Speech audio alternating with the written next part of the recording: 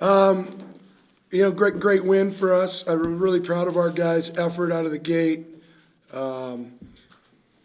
We knew defensively we could give Grambling some problems, and we were a little worried about it being a trap game after a big win the other night. Looking forward maybe to Paul on Thursday, but boy, our guys were focused defensively. We really shared the ball offensively, especially in the first half. And we've never had a big lead like that at halftime. We challenged our guys to compete against ourselves with our discipline, with our togetherness, and maintain that focus.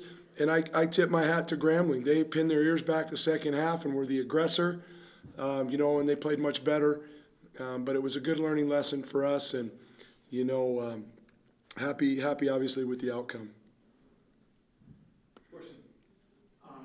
Gary, could you just talk about what it means to you getting the second triple-double in program history, second to your dad? It means a lot to me. It's good that we can talk about something now from hoop at the same school, and just laugh about it. But what was his stat line? I know it wasn't rebounds. It was steals. It was steals, points, and assists. It was 20 points, 14 rebounds, and 11 assists. In a win? In a loss. He had a rebound? Oh, He had a rebound? Okay. He had a rebound. Yeah. Sorry. No, it just means a lot. But I just thank my teammates and the staff for letting me get there, especially my teammates. Gary, can you just talk about how those last couple minutes played out? Were you aware that you were close? Yeah, eventually I was. About 5 minutes left. I was, and thank God, Coach put me back in for a couple more minutes. And that man right there, number 4, and of course everybody else in the locker room I'm just blessed to get the job done. Did someone mention it to you, the stat line that you had, or how did you become aware? Yeah, one of the coaches just said you just need to set the record. So I really wasn't keying on it. I was just good in there, run the offense.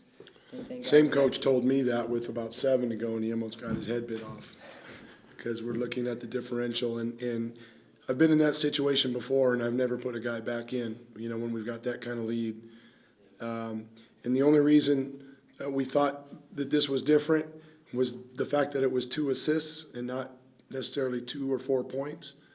And the overwhelming part was that it was his father, and the only one that's had one. I thought that is something a father and son can share that will live in Oregon State history. I thought it was too big to not give that an opportunity. And we gave him a few minutes there. We almost pulled him, and I'm sure their coaching staff will understand, because it was a team-type stat, assists, that we weren't trying to, be classless or whatever you want to call it. And because that was not the deal. It was only because it was his father. If it was Lamar Hurts, all right, we wouldn't have put him back in. I don't know that he scored enough to get a triple-double.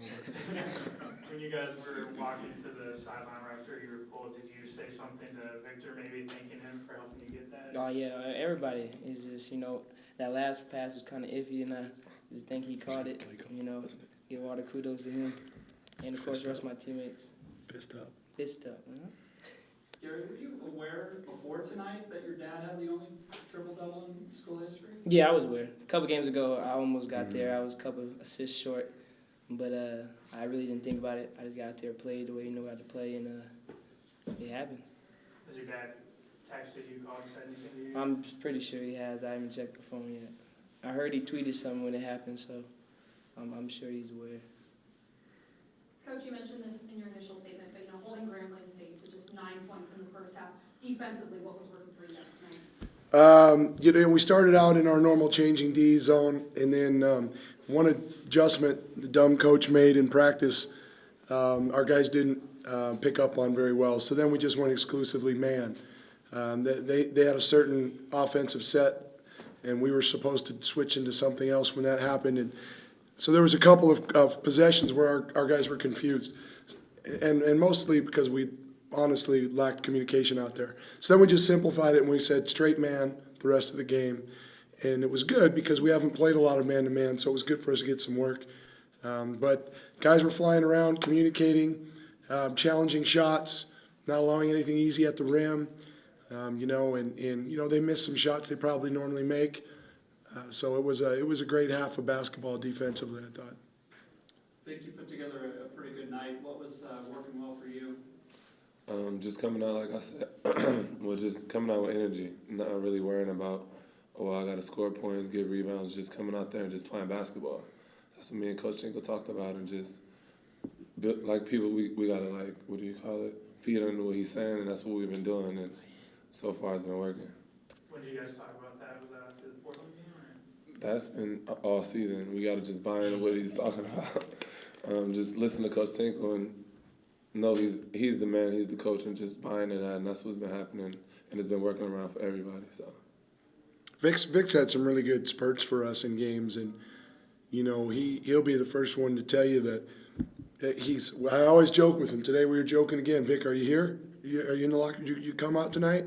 Because you know sometimes he doesn't have the same focus in practice consistently or in games, and when he's energetic and when he's focused and communicating, he plays at such a high level, you know, and this is the first time he's getting consistent playing time, so it's just something that a guy that doesn't have a ton of experience from the past is learning. But I always love the smile on his face and what he brings when he's dialed in.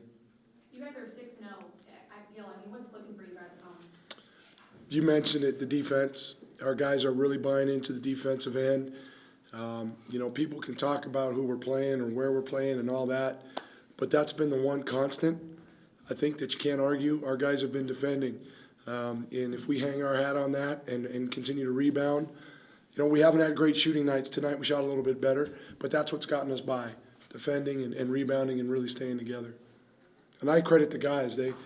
I said it a while ago, our coaching staff, I mean, we just come to work. We're not sprinkling pixie dust or waving. I mean, we challenge these guys to play hard and stay together. It's pretty simple. All the credit goes to them because they're buying into it and they're bringing it each game.